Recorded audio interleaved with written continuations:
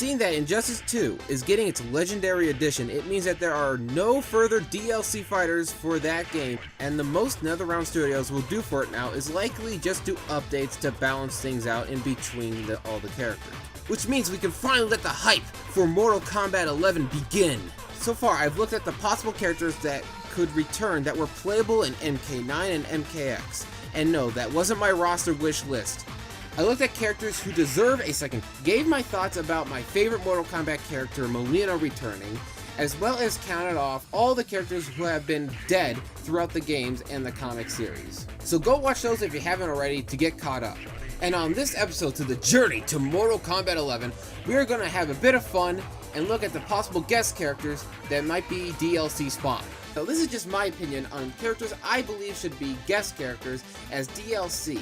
Now here's my opinion on guest characters as DLC, and I will use Injustice 2 as an example. In Injustice 2 there were way too many guest characters. Not to mention 2 of them were Mortal Kombat characters. And by doing this, NRS took away slots for DC characters who are more so than others deserve a second shot.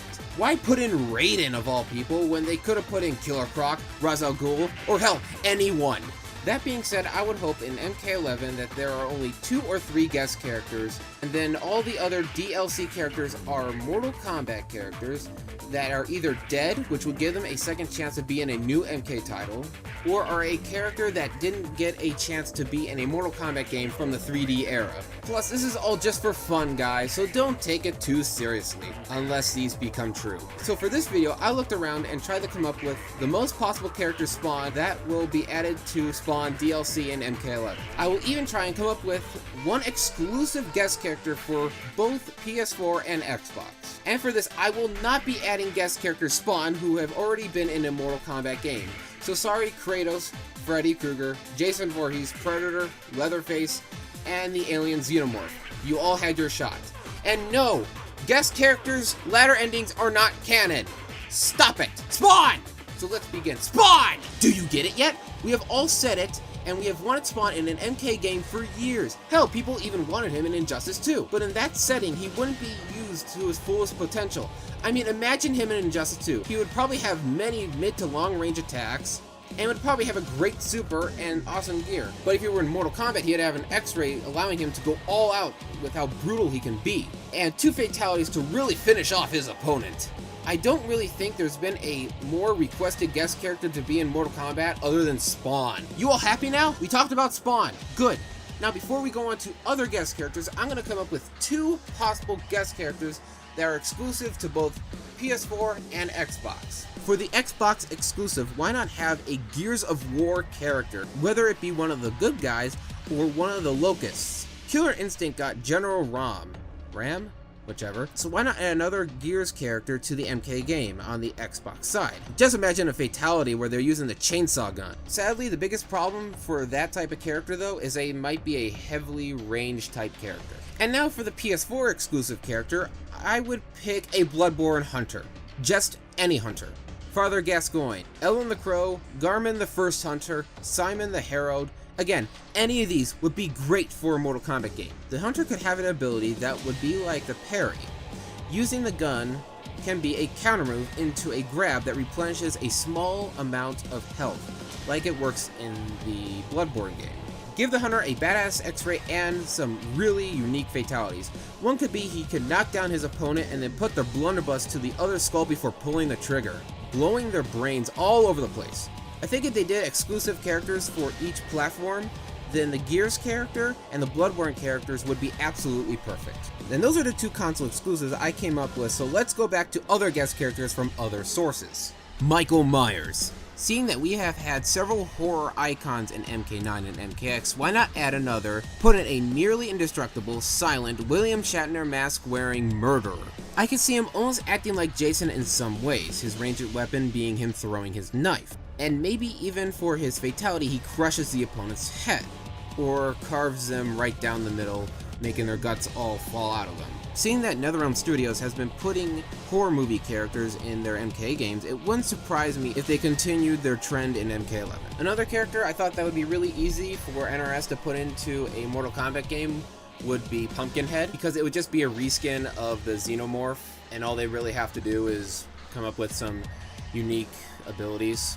It's something. While I was thinking of who would make a great guest character for MK11, I started to think, NetherRealm Studios likes to surprise us out of nowhere with characters, which has happened a few times with MKX and Injustice 2.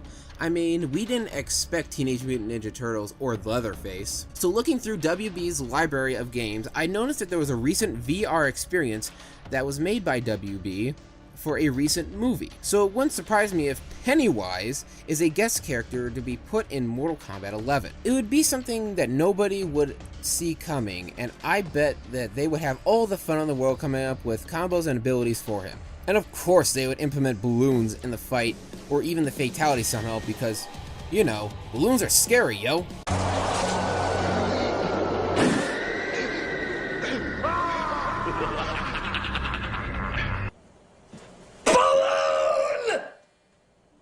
And for the last guest character I believe should be in the game, well, I would like for you to imagine Ed Boon standing up, walking to the desk of whoever controls the DC characters for the NRS games, take a seat and say, "You know, since we put both Sub-Zero and Raiden for some reason into Injustice 2, we would like to take one of DC's most violent characters and put him into our most violent video game, because he would fit perfectly into the setting more so than any DC game."